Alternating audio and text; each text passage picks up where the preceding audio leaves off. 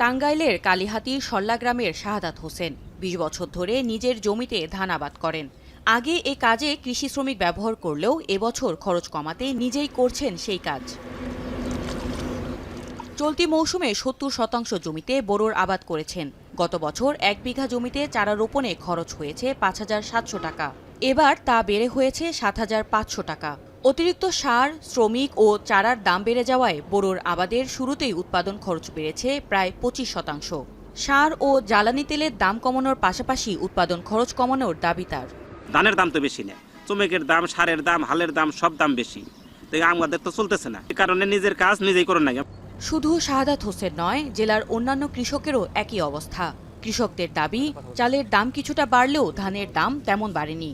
সরকার নির্ধারিত দামে সার না পাওয়ায় অনেকে ধান চাষে আগ্রহ হারাচ্ছেন।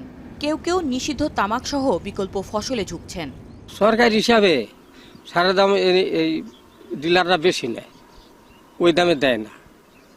আবার খুচরা দোকানে কিনতে গেলে আরো বেশি নেয়। সাধারণ কিলোমিটার আসবে আর ১৬০০ বস্তা, এই সরকার এবার ১৩০০ বস্তা কিনতেছি। ভাত কান্নাকে দিকে এই জন্য করি, এই যে নাইটাল করছি, ধানের সে মেলা বেশি হবো।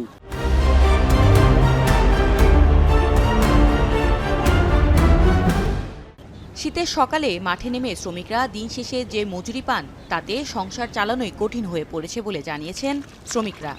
এক বস্তা সারে ৪০০ টাকা বাইরে গেছে, কিন্তু আঙ্গরে তো আর ৪০০ টাকা পারে নাই, আঙ্গরে ২ টাকা পারে নাই, আঙ্গরে ৫০০ আছে।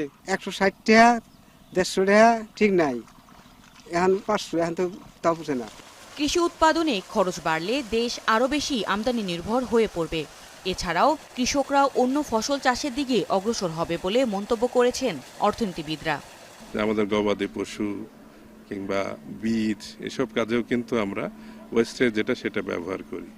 তো যেহেতু দাম বেড়ে গিয়েছে, তো দাম বাড়ার কারণে যেহেতু নন হিউম্যান কনজাম্পশনেরও কিন্তু কস্টিংটা বেড়ে যাবে, যেটার ইম্প্যাক্ট আমাদের লাইফ স্টকেও কিন্তু হবে। তো আমি মনে করি যে সরকারের এখনই কিছু পদক্ষেপ নেওয়া উচিত। এদিকে কৃষি কর্মকর্তারা বলছেন, আধুনিক প্রযুক্তি ও সমলয় পদ্ধতিতে চাষাবাদ করলে খরচ কমবে। পাশাপাশি সার ডিলারদের বিরুদ্ধে অতিরিক্ত দাম নেওয়ার অভিযোগ পেলে ব্যবস্থা নেওয়া হবে বলেও জানান তারা।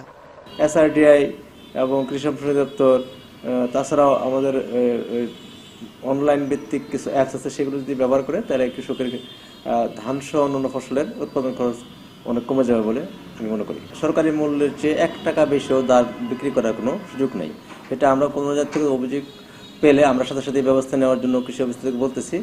চলতি মৌসুমে টাঙ্গাইলে প্রায় ১,৭৬,২০০ হেক্টর জমিতে বোরোর আবাদ করা হবে। এখন টাঙ্গাইল।